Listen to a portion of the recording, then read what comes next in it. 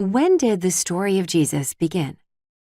When the angel Gabriel descended to the dusty town of Nazareth to find a peasant girl who would be blessed among women? Or did it begin earlier in history's halls? Maybe in an easily skimmed over verse from the book of Micah, when the prophet hailed the little town of Bethlehem as the birthplace of the Messiah.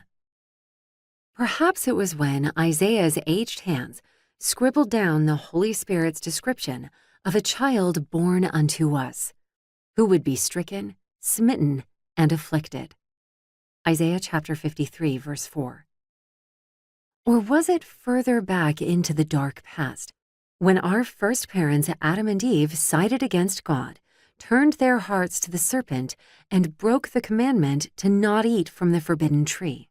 Or maybe shortly after this, when God promised a deliverer would come from the seed of the woman to crush the serpent's head, restoring the shattered relationship between God and his sons and daughters. Genesis chapter 3, verse 15.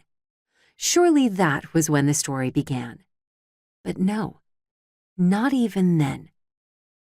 Jesus' story, the story of our deliverance from the shackles of sin to new life, began here, even as he chose us in him before the foundation of the world. Ephesians chapter 1, verse 4. Before the universe was created, back in the pre-creation womb that our minds fail to fathom, yes, way back then, he loved us.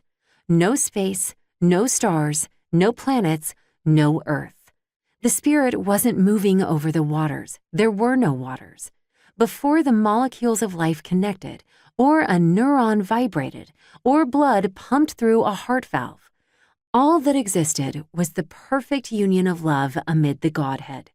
Father, Son, Holy Spirit, 3 in 1. Holiness, love, creativity. And there, before time and space, he thought of us. The next verse says, in love, he predestined us. Ephesians chapter 1, verses 4 through 5. During this mysterious age, the Father, Son, and Holy Spirit made a divine promise, the Immanuel promise, that Jesus would dwell among us. John chapter 1, verse 14. He would heal the sick with a word or touch or spit. He would restore the outcasts. He would speak redemption to the broken bride who ventured to a well on a hot afternoon. John chapter 4, verses 1 through 45. He would refuse to condemn a woman caught in adultery, sparing her from being stoned to death by self-righteous Pharisees. John chapter 8, verses 1 through 11. He would remove the shackles of the demon-possessed, cave-bound man, replacing his torment with peace.